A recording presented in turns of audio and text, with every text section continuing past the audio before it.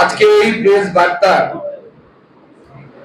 এক অদ্ভুত পরিস্থিতিতে আমাদেরকে করতে হচ্ছে, কারণ আপনারা জানেন আজ বঙ্গীয় ছাত্র সমাজের ডাকে যে নবান্ন অভিযান, নবান্ন ঘেরাও অভিযান এবং মুখ্যমন্ত্রীর পদত্যাগের দাবিতে, যাকে তারা পোশাকি ভাবে এইভাবে বলেছে দফা এক, দাবি এক, মুখ্যমন্ত্রীর পদত্যাগ, সেই দাবিকে সামনে রেখে বঙ্গীয় ছাত্র সমাজের নবান্ন অভিযান এখনো চলছে, টিল নাও কন্টিনিউ।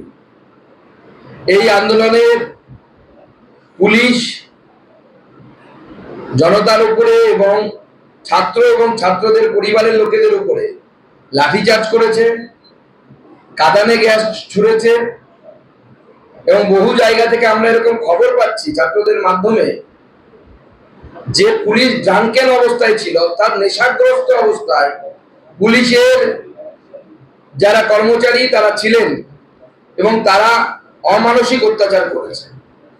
তাই আজকে আমি কোনো জবাব দিতে আসিনি, কয়েকটা প্রশ্ন করতে এসেছি মাননীয় মুখ্যমন্ত্রীকে এবং তার প্রশাসনকে, যে এই যে দিদির কোনো একজন দিদির ধর্ষণের বিচার চেয়ে কোনো ভাই যদি রাস্তায় নামে, সেটা কি কোনো অন্যায় কাজ করেছে? তারা কোনো বোনের উপরে অত্যাচার হয়েছে, তার অত্যাচারীর শাস্তির দাবিতে যদি কোনো দাদা রাস্তায় নামে বা নবান্নতে গিয়ে মুখ্যমন্ত্রীকে বলে, প্রশ্ন করে, আঙুল তোলে, মাননীয় মুখ্যমন্ত্রী আপনি ভুল করেছেন, আপনি আপনার পদ থেকে সরে যান, সেটা কি কোনো অন্যায় কাজ করেছে? তারা আজকে নিজের বাড়ির লক্ষ্মীদের, নিজের বাড়ির ছাত্র ছাত্রীদের নিরাপত্তার কথা চিন্তা করে অভিভাবকরা যে রাস্তায় নেমেছেন, নেমে কি তারা কোনো ভুল করেছেন?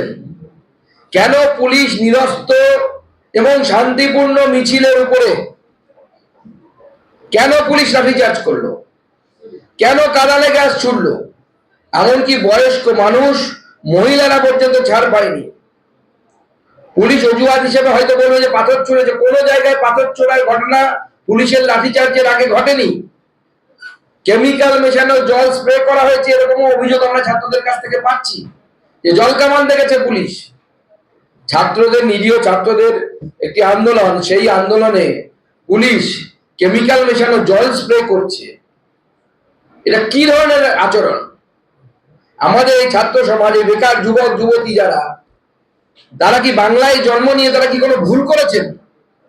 যে চাকরি বিক্রি করেছে তৃণমূল কংগ্রেস, তোলাবাজি করে বাংলার মানুষকে সর্বশান্ত করেছে, শিক্ষামন্ত্রী জেলে, প্রাক্তন খাদ্যমন্ত্রী জেলে, বিভিন্ন কেন্দ্রের টাকা চুরি করেছে, এমনকি ভোটাধিকার পর্যন্ত কেড়ে নিয়েছে, মানুষের গণতন্ত্র নেই এখানে। তার বিরুদ্ধে যখন আমাদের ছাত্র সমাজ যখন নামছে, বাংলার ছাত্র সমাজ যখন নামছে, তখন সেই বাংলার ছাত্র সমাজকে মাননীয় মুখ্যমন্ত্রী রক্ত স্নান করাতে চাইছেন। মাননীয় মুখ্যমন্ত্রী আর বারবার আঘাত এনেছেন। আমি শুনলাম এই দমদমের কাছের একটি মেয়ের নাকি ড্রাঙ্কের অবস্থায় পুলিশ লাঠিচার্জ করে এবং মাথায় বাড়ি দিয়েছে। এখনই খবর পেলাম, আমি অবাক হয়ে গেলাম যে কিভাবে আমরা পুলিশের আচরণ দেখতে পাচ্ছি, যে আচরণগুলো মানুষ কোনোভাবে মেনে নিতে পারছে না। এবং যে মুখ্যমন্ত্রীকে এত দমন পীড়ন করে ক্ষমতায় টিকে থাকতে হচ্ছে, সেই মুখ্যমন্ত্রীর কি ক্ষমতায় থাকার কোনো প্রয়োজন আছে কি? আমার তো মনে হয় না সেই মুখ্যমন্ত্রী ক্ষমতায় টিকে থাকার কোনো অধিকার আছে। তাই বাংলার মানুষকে জবাব দেওয়ার সময় এসেছে এবং এই জবাব দিতে হবে। আজকে বাংলার গণতন্ত্র, স্বাধীনতা এবং সুরক্ষা সমস্ত কিছু বিপন্ন। সেই জন্য এই আন্দোলন বিজেপির আন্দোলন, রাম বাম কোনো আন্দোলন না। মাননীয় মুখ্যমন্ত্রী দেয়াল লিখন পড়তে পারছেন না।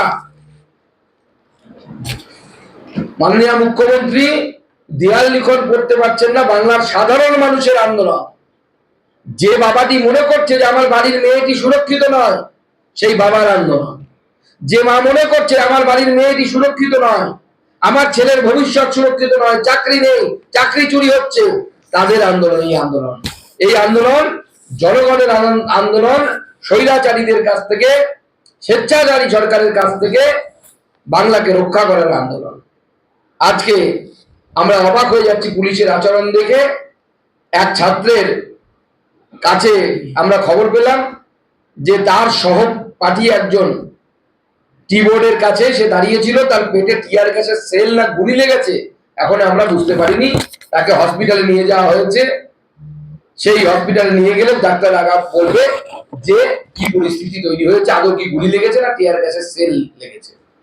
তো মানুষ কতগুলো জিনিস আজকে কিন্তু পশ্চিমবঙ্গের মানুষ কিন্তু প্রমাণ করে দিল। গত কয়েকদিন আগে তৃণমূল কংগ্রেস বলছিল রাম বামের আন্দোলন, গত পরশু থেকে বামেরা নিজেদেরকে উইথড্র করে নিলেন, বললেন এটা নাকি বিজেপির আন্দোলন, এটা নাকি আরএসএস এর আন্দোলন, অমুকের আন্দোলন, তমুকের আন্দোলন। আজকে বামপন্থীদের দ্বিধাচারিতা সবার চোখের সামনে চলে এলো এবং মানুষ যে বামপন্থীদের সাথে নেই এবং এটা যে সাধারণ মানুষের আন্দোলন, সাধারণ মানুষ বেরিয়ে সেটা প্রমাণ করে দিল যে বামপন্থীরা তৃণমূলের সাথে সেটিং রাজনীতি করতে ব্যস্ত এবং সেটিং রাজনীতি বাংলার মানুষ মেনে নেবে না, বাংলার মানুষ এই সেটিং রাজনীতির বিরোধী।